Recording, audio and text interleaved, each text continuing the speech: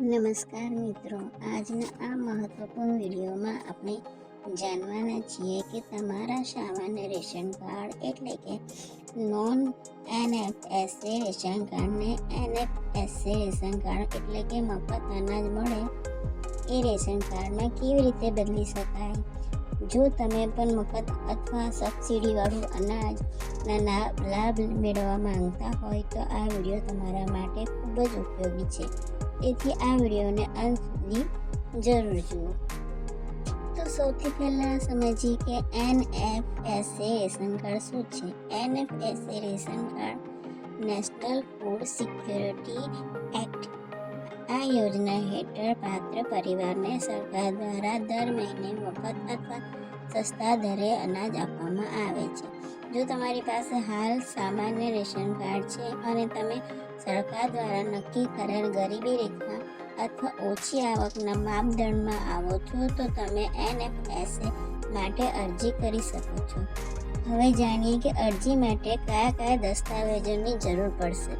સૌથી પહેલાં તમારું સામાન્ય રેશન કાર્ડ, પરિવારના તમામ સભ્યોના આધાર કાર્ડ સાથે મોબાઈલ નંબર લિંક થયેલો હોવો જરૂરી છે.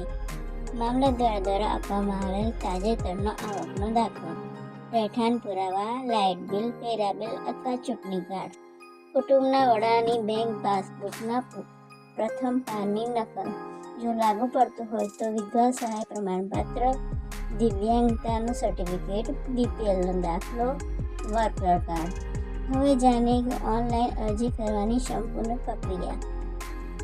સૌથી પહેલાં ડિજિટલ પોર્ટલ પર જાઓ. તમારા યુઝર ID અને પાસવર્ડ દ્વારા લોગિન કરો. ત્યારબાદ સિટીઝન સર્વિસ વિભાગમાં જાઓ. રેશન કાર્ડ સંબંધિત સેવામાંથી નોન NFSA થી સામાન્ય રેશન કાર્ડમાંથી NFSA કેટેગરી બદલવાની સેવા પસંદ કરો. હવે તમારો જૂનો રેશન કાર્ડ નંબર દાખલ કરો. તમારી વિગતો સ્ક્રીન પર ખુલશે.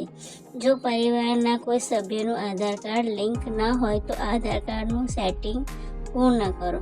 ત્યારબાદ જરૂરી દસ્તાવેજો સ્કેન કરીને અપલોડ કરો. બધી માહિતી ચકાસ્યા બાદ અરજી સબમિટ કરો. અરજી સબમિટ થયા બાદ એપ્લિકેશનનો નંબર સાચવી રાખો. હવે વાત કરીએ ઓફલાઈન પ્રક્રિયાની. તો ઘણા લોકો ઓફલાઈન અરજી વધુ વિશ્વસનીય અને સરળ માનવામાં આવે છે. સૌથી પહેલાં નજીકના જનસેવા કેન્દ્ર પર જાઓ. ત્યાંથી નોન NFSA માંથી NFSAમાં પરિવર્તન. સામાન્ય રેશન કાર્ડમાંથી મફત અનાજ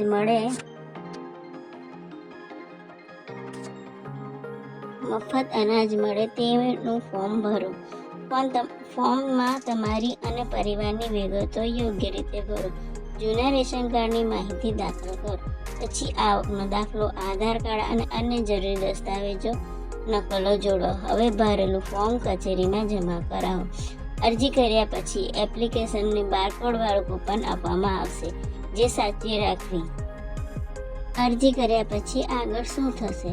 તમારી અરજી પુરવઠા વિભાગના અધિકારીઓ દ્વારા ચકાસવામાં આવશે. જરૂર પડે તો ઘર મુલાકાત પણ લઈ શકે છે. જો તમામ વિગતો સાચી જણાશે અને તમે સરકારના નિયમો મુજબ પાત્ર હશો તો તમારી અરજી મંજૂર કરવામાં આવશે. મંજૂર મળ્યા બાદ તમારું રેશન કાર્ડ ઓનલાઈન સિસ્ટમમાં NFSA કેટેગરીમાં પરિવર્તન થઈ જશે. ત્યારબાદ આવતા મહિને તમે સરકારી અનાજ દુકાનમાંથી મફત અથવા સબસિડીવાળું અનાજ લાભ મેળવી શકો. તો મિત્રો, આ હતી નોન NFSA એટલે કે સામાન્ય રેશન કાર્ડમાંથી NFSA મફત અને સબસિડીવાળું અનાજ મેળવવા રેશન કાર્ડ બદલવાની સંપૂર્ણ માહિતી. જો તમે આ માહિતી ઉપયોગી લાગી હોય તો આ વિડીયોને લાઈક કરો, શેર કરો અને આ ચેનલને સબસ્ક્રાઈબ કરવાનું ભૂલશો નહીં. ધન્યવાદ.